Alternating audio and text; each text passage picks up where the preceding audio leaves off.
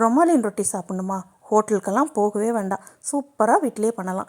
அதுக்கு வந்து நான் ஒரு மிக்சிங் பவுல் எடுத்து 1.5 கப் அளவுக்கு வந்து நான் மைதா மாவு எடுத்திருக்கேன். 1 கப் அளவுக்கு கோதுமை மாவு எடுத்திருக்கேன். இது ஃபுல்லாக மைதாவே பண்ணுறதுனாலும் பண்ணலாம்.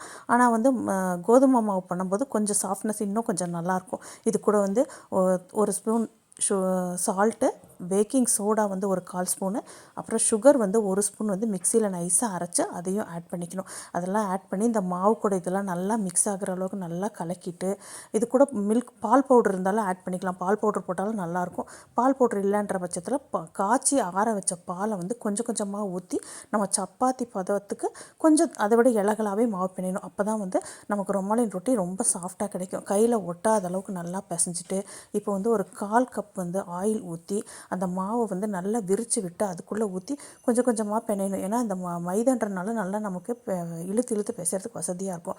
அந்த மாதிரி பண்ணும்போது நம்ம ஊற்றின ஆயில் ஃபுல்லாக மாவெல்லாம் அப்சர்வ் பண்ணிவிட்டு நல்லாயிருக்கும், சாஃப்டாக இருக்கும். இதை வந்து ஒரு 1 ஹவர் கண்டிப்பாக ஊறணும். அப்போ தான் வந்து நமக்கு வந்து ரொமாலின் ரொட்டி சாஃப்டாக இருக்கும். எவ்வளோக்கு எவ்வளோ ஊறுதோ அந்தளவுக்கு நல்லாயிருக்கும். இப்போ ஒரு 1 ஹவர் ஆனதுக்கப்புறம் எடுத்து நல்லா உருண்டைகளாக நமக்கு ரொமாலின் ரொட்டி தேவையான அளவுக்கு உருண்டையாக பிடிச்சி, ஒரு உருண்டை நம்ம உருட்டும் போது மற்றதெல்லாம் கண்டிப்பாக நம்ம துணியால் மூடி வச்சுட்டு தான் உருட்டணும். இல்லைனா காஞ்சிருச்சுன்னா அது நல்லா இருக்காது. இப்போ இது வந்து மைதாவில் தொட்டு நம்மளால் எவ்வளோக்கு எவ்வளோ மெல்லிசாக உருட்ட முடியுமோ அந்தளவுக்கு நல்லா தேய்க்கணும். அப்போ தான் நமக்கு ரொம்ப சாஃப்டாகவும் டேஸ்ட்டாகவும் இருக்குது சாப்பிட்றதுக்கு.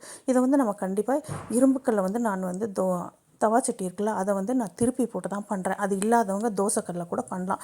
இது நல்லா பின்னாடி வந்து சமமாக இருக்கணும். நல்லா கழுவி க்ளீன் பண்ணிவிட்டு காஞ்சதுக்கப்புறம் உப்பு தண்ணி வந்து கொஞ்சம் ஒரு ஸ்பூன் உப்பு வந்து ஒரு டம்ளரில் அரை டம்ளர் தண்ணியில் கரைச்சி அதை மேலே தெளிச்சிட்டு அதுக்கப்புறம் நம்ம அந்த ரொட்டியை போட்டு எடுத்தாக்கா அது ஒட்டாது, ரொம்ப சாஃப்டாக வரும். ஏன்னா அந்த டேரெக்டாக போடும்போது அதில் ஒட்டும். இந்த உப்பு தண்ணி தெளிச்சிட்டு போடும்போது அந்த நம்ம உருட்டி வச்சுருக்கிற அந்த ரொட்டிகள் வந்து அதில் ஒட்டவே ஒட்டாது. 2 சைடும் திருப்பி போட்டால் சூப்பரான ரொமாலின் ரொட்டி ரெடி.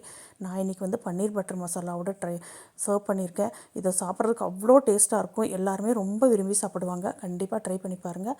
நம்ம இந்த வீடியோ யாருக்கெல்லாம் பிடிச்சிருக்கோ மறக்காமல் லைக் பண்ணுங்கள். நம்ம சேனல் இது வரைக்கும் யாரெல்லாம் சப்ஸ்கிரைப் பண்ணலையோ மறக்காமல் சப்ஸ்கிரைப் பண்ணிட்டு பாருங்களேன். தேங்க்ஸ் ஃபார் வாட்சிங்.